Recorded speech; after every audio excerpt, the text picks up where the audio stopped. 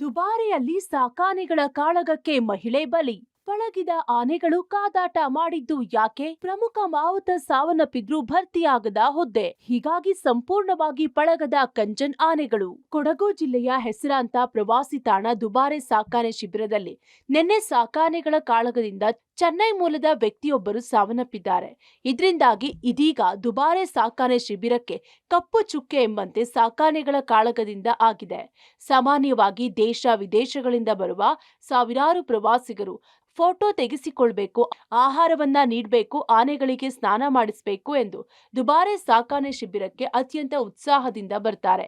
ಇನ್ನೂ ಕೆಲ ಪ್ರವಾಸಿಗರು ಸಾಕಾನೆಗಳಿಗೆ ಫೀಡಿಂಗ್ ಮಾಡಿಸೋದು, ಸ್ನಾನ ಮಾಡಿಸಲು ಮುಂದಾಗ್ತಾರೆ. ಇಂತಹ ಸಮಯದಲ್ಲಿ ಸಾಕಾನೆಗಳು ಯಾವ ಸಮಯದಲ್ಲಿ ಯಾವ ರೀತಿಯಲ್ಲಿ ಇರುತ್ತದೆ, ಅದರ ಸ್ವಭಾವ ಯಾವ ರೀತಿ ಬದಲಾಗುತ್ತದೆ ಎಂದು ಯಾರು ಊಹಿಸಲು ಸಾಧ್ಯವಾಗೋದಿಲ್ಲ. ಅಲ್ಲದೆ ಸಾಕಾನೆಗಳನ್ನ ಪಳಗಿಸುವ ಮಾವುತ ಕಾವಾಡಿಗಳ ಮೇಲೆ ಒಂದೊಂದು ಬಾರಿ ದಾಳಿ ನಡೆಸಿ ಮಾವುತರನ್ನೇ ಬಲಿ ಪಡೆದಿರುವ ಘಟನೆಗಳು ಆಗಿವೆ. நான் என் ஒய்ஃப் அண்ட் டாட்டர் 3 பேரும் சென்னை டூர் வந்தோம். இங்கே மைசூர் வந்தோம். ஸோ இங்கே துபேர் எலிஃபென்ட் கேம்ப் பார்க்கறதுக்காக வந்தோம். ஸோ அங்கே எலிஃபென்ட் பாத்திங் ஆக்டிவிட்டிலாம் பண்ணுறாங்க, எல்லாரும் பண்ணுறாங்க. பர் ஹெட் 300 சார்ஜ் பண்ணாங்க. ஓகேன்னு சொல்லிட்டு தான் நாங்கள் போனோம்.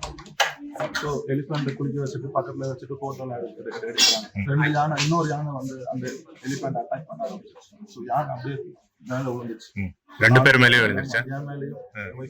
ಇನ್ನು ದುಬಾರೆ ಸಾಕಾನೆ ಶಿಬಿರದಲ್ಲಿ ಸುಮಾರು 32 ಸಾಕಾನೆಗಳು ಇವೆ. ಇದರಲ್ಲಿ 30 ಸಾಕಾನೆಗಳು ಸೌಮ್ಯ ಸ್ವಭಾವದ ಸಾಕಾನೆಗಳು ಆಗಿದ್ರೆ ಇನ್ನೂ 2 ಸಾಕಾನೆಗಳು ಮಾತ್ರ ಆಗೊಮ್ಮೆ ಈಗೊಮ್ಮೆ ಶಿಬಿರದಲ್ಲಿ ಕಾಳಗ ನಡೆಸಿಕೊಂಡು ಸಾಕಷ್ಟು ಸುದ್ದಿ ಆಗುತ್ತಲೇ ಇರುತ್ತವೆ. ಶಿಬಿರದಲ್ಲಿ ಇರುವಂತಹ ಕಂಜನ್ ಹಾಗೂ ಧನಂಜಯ್ ಎಂಬ ಸಾಕಾನೆಗಳು ಕಾಳಗ ನಡೆಸುತ್ತಲೇ ಇರುತ್ತವೆ. ಇದಕ್ಕೆ ಕಾರಣ ಏನು ಎಂಬುದರ ಬಗ್ಗೆ ಹಿರಿಯ ಮಾವುತ ಪಬ್ಲಿಕ್ ಟಿವಿ ಬಳಿ ಎಳೆ ಎಳೆಯಾಗಿ ಮಾಹಿತಿ ಬಿಚ್ಚಿಟ್ಟಿದ್ದಾರೆ. ಶಿಬಿರದಲ್ಲಿ ಸಾಕಾನೆಗಳನ್ನ ಮಕ್ಕಳಂತೆ ಸಾಕಲಾಗುತ್ತದೆ. ಆದರೆ 2 ಆನೆಗಳು ಸರಿಯಾಗಿ ಪಳಗಿಲ್ಲ. ಆನೆಗಳನ್ನ ಪಳಗಿಸ್ತಾ ಇದ್ದ ಮಾವುತ ಗೋಪಾಲ್ ಸಾವನ್ನಪ್ಪಿದ್ದಾರೆ.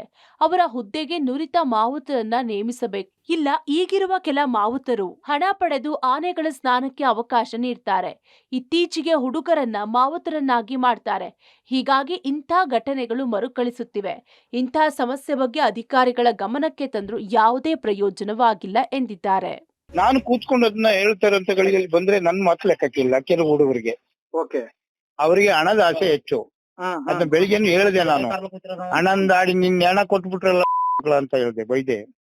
ಇನ್ನೊಂದು ಅತಿ ಆಸೆ ಮಾಡಿ ಗತಿಗೇಡಿಗೆ ತಂದು ಹಾಕ್ಬಿಟ್ರಲ್ಲ ನೀವು ನಿಮ್ ಸ್ವಂತ ಬಾತಿಗಂದಾಡಿ ಅಂತ ನಮ್ಮ ಆನೆಯವರಿಗೆ ಹೇಳಿದ್ದು. ಹಿಂಗೆ ಅಲ್ಲ, ಇಂಥ ಮಾತುಗಳನ್ನ ನಾನು ಹೇಳಿದ್ದೀನಿ. ಏನ್ ಮಾಡ್ತಾರೆ ಅಂದ್ರೆ ತನ್ನದೇ ಆದ ವೈಯಕ್ತಿಕ ಹಕ್ಕುಗಳನ್ನ ಹಾಕೊಂಡು ತನ್ನದೇ ಆದ ಏನ್ ಕಲಿಸಿ ಮಡಿಗಿರೋ ತರ ಆಡ್ತಾರೆ. ಮತ್ತೆ ಅವರು ಆ ಆನೆಗೆ ಸರಿಯಾದ ರೀತಿಯಲ್ಲಿ ಟ್ರೈನಿಂಗ್ ಕೊಟ್ಟಿಲ್ಲ. ಅಷ್ಟು ಗುಂಪಿನ ಆನೆಯಲ್ಲಿ ನಿಂತದ್ದು ಸರಿಯಾದ ರೀತಿಯಲ್ಲಿ ಸಮಾನತೆ ನಿಂತ್ಕೊಳ್ಳೋಣ ಬುದ್ಧಿನ ಕಲಿಸಿಲ್ಲ ಯಾವುದಕ್ಕೆ ಕಂಜನಿಗೆ. ಯಾರು ಅದು ಅವನು ಆನೆ ಅಲ್ಲ, ಅವನು ಪಳಿಸಿದವನಲ್ಲ, ಸಿಕ್ಕ ಮರಿಯಿಂದ ಪಳಿಸಿದದು. ಅವನು ಸತ್ತೋದ. ಅವನ್ ಗೋಪಾಲ್ ಅಂತ. ಕಂಜನ್ ಆನೆದು ಗೋಪಾಲ್ ಅಂತ ಹೇಳಿ ಇದು ಸರಿಯಾಗಿ ಪಳಗಿಲ್ಲ.